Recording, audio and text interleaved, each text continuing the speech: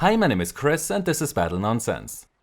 NUL, which stands for NVIDIA Ultra Low Latency, is a feature of the GeForce driver which reduces the input lag when you are GPU bound in games which use DirectX 9 or 11. In the description down below you can find a link to a video where I tested AMD's anti-lag as well as the first version of NVIDIA's Ultra Low Latency mode. Since the release of the GeForce driver 441.08, NUL now also supports G-Sync, which should further reduce the input delay in such setups. However, the explanation which was provided by NVIDIA confused quite a few gamers, so I want to untangle that first before we then take a look at the results of my latest input delay tests. Tearing and stutter are very annoying issues which occur when the monitor receives more than one image during a refresh cycle. On an ordinary monitor you can enable VSync to eliminate tearing, but that sadly increases the input delay significantly and causes major issues if your frame rate drops below the refresh rate of the monitor. A G-Sync or a G-Sync compatible monitor on the other hand prevents tearing and stutter by changing its refresh rate to match the frame rate of the game you are playing. This is why they are also called variable refresh rate monitors. So let's say that you have a 144Hz G-Sync or G-Sync compatible monitor. Some of these monitors provide a very handy feature which shows you the active refresh rate of the display, which allows you to see how G-Sync is changing the refresh rate to match the frame rate of the game. That said, the FPS overlay and the monitor's refresh rate counter won't match up perfectly, as frame rate counters don't update every millisecond and there is a bit of a delay involved here too. So no reason to get concerned when these two values are not in sync. So G-Sync eliminates tearing and stutter by adjusting the refresh rate to match the frame rate. But there is a limit in form of the maximum refresh rate of the monitor. At a frame rate of 150 FPS, the monitor in our example cannot match that frame rate as it has a maximum refresh rate of 144 Hz. The result is tearing and stutter. So to prevent the frame rate from exceeding the maximum refresh rate of the monitor, you just have to cap your frame rate at a value that is below the maximum refresh rate of the monitor, like 138 FPS for a 144 Hz monitor. However, you might still see some tearing near the lower edge of the monitor then. This can be fixed by either reducing the frame rate limit further or by enabling VSync. Enabling VSync will fix the tearing near the lower edge of the display while not increasing the input lag as long as you also kept the frame rate at a value that is below the maximum refresh rate of your monitor, like 138 FPS for a 144 Hz G-Sync monitor. And this brings us to the big misconception about how VSync works when you have G-Sync enabled. In this example here I've set the frame rate limit to 150. G-Sync is enabled and VSync is disabled. The result is that the game runs at 150 FPS, the monitor's refresh rate is at 144 Hz, and there is tearing because the frame rate exceeds the display's refresh rate and so G-Sync cannot do its job. When I enable VSync, then the frame rate and refresh rate stay at 144 and there is no tearing. This is why many players falsely believe that VSync suddenly turns into a lag-free frame rate limiter when used with a G-Sync monitor. But that is not the case. No matter if you enable VSync inside the game or the NVIDIA control panel, you are now subjected to the full VSync delay. You could even disable G-Sync now because at this point you are effectively playing with VSync only. This scenario where a player gets the full VSync delay because he did not use a frame rate limiter to cap the frame rate below the maximum refresh rate of the display is what NUL tries to deal with, starting with the 441.08 driver. Now, to find out if NUL manages to lower the input delay in this use case, I want to measure the end-to-end delay that every player is affected by, which means the delay between the input, like pressing the left mouse button, and the gunfire showing up on the monitor.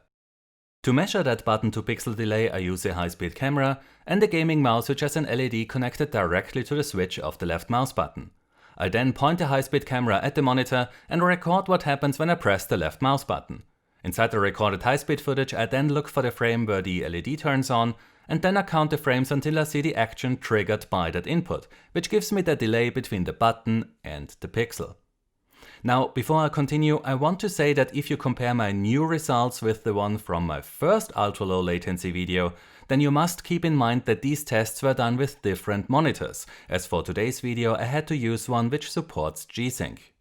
So with G-Sync and V-Sync enabled while not limiting the frame rate to have it stay below the maximum refresh rate of the monitor, I measured a longest button to pixel delay of 59 milliseconds, an average delay of 52.67 milliseconds, and a shortest delay of 46 milliseconds.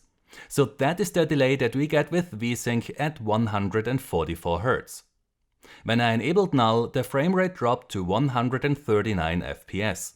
The longest delay was reduced by 5 milliseconds, the average delay was reduced by about 8 milliseconds, and the shortest delay was reduced by 18 milliseconds. Then I disabled the ultra-low latency mode and set the frame rate limit to 139 inside of Overwatch, while V-Sync was still enabled. That led to a significant input lag reduction, as you can see here.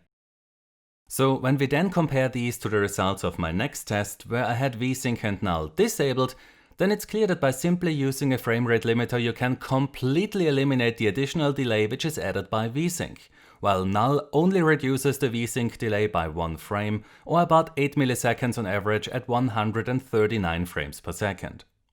Now what happens when you enable null while you also cap your frame rate at 130? Because let's say that this is the frame rate your PC can maintain, which you need to get perfectly stable frame times. With the in-game frame rate limit set to 130, G-Sync as well as V-Sync enabled while null was disabled, I got delays of 42, 34.87 and 26 milliseconds. Then I enabled null, and as you can see when you compare the results, the ultra-low latency mode had no noticeable impact on the delays. This means that null did not do any harm here, and so you might just leave it enabled in the settings even when you cap your frame rate. Now, is there a difference between enabling V-Sync inside the NVIDIA control panel or using the V-Sync option inside the game? As you can see here, at least in Overwatch, it doesn't make a difference at all. That said, I was told by NVIDIA that while null doesn't care if you enable V-Sync inside the NVIDIA control panel or inside the game, you get a better apple-to-apples comparison when you test the button-to-pixel delay in different games by enabling V-Sync inside the NVIDIA control panel. The reason behind this is that the V-Sync option inside the game might also trigger other optimizations inside the game engine. And that could affect the results when you test the button-to-pixel delay in different games and then want to compare the results. But for you, the player, it doesn't matter if you enable V-Sync inside the NVIDIA control panel or inside the game, as null doesn't care about where you enable it. You might just want to make sure that you only enable it in one place. And lastly, what happens in a GPU bound scenario when the frame rate is inside the variable refresh rate range of the monitor? In the following test, I increased the render scale to 200% to get the GPU load to 99%. This is like running the game at resolutions greater than 1080p or running the game on a less powerful graphics card. In these tests, V-Sync was disabled in-game and enabled inside the NVIDIA control panel, but that doesn't affect the ultra-low latency feature as you've seen a minute ago. So with null disabled at 85 to 86 frames per second, I measured button-to-pixel delays of 83, 72.07 and 64 milliseconds. With null enabled, the frame rate dropped by 3 FPS and the input delays were 5 milliseconds lower. So as I could show in my previous video, null slightly decreases the input delay in such a GPU bound scenario. What you will also notice here are the much higher input delays, which are not just caused by the lower frame rate. As I showed in my previous video, a GPU load of 99% leads to a significant input lag increase. If you want to do such tests yourself, then it is crucial that you do them at a GPU load of 99%, or you won't be able to reproduce this behavior as it only occurs when you max out your graphics card. Based on many additional tests which I've done since I released that video, I can say with confidence that games running on the Unreal Engine 4, the Frostbite engine or the Source engine have very capable frame rate limiters which can prevent that input lag increase caused by the back pressure in GPU bound scenarios. One thing that I want to add though is that some games, mostly games that are not of a competitive nature, have very poor frame rate limiters built into the engine. And so you might only get a small input lag reduction when you use them to ensure that the GPU load stays below 99%. Some of you might remember the input lag analysis that I once did for H1Z1 King of the Kill, where the in-engine framerate limiter caused much more delay than third-party framerate limiter tools. So the impact that the built-in framerate limiter of an engine has on the input delay is something that I will test in future input lag analysis videos. But now back to Null and G-Sync. It is obviously not meant for highly competitive gamers who already use a framerate limiter and optimize their system to achieve stable frame times at the highest possible frame rate. Null helps to reduce the input lag for gamers who just want to get rid of tearing and stutter by enabling G-Sync and V-Sync.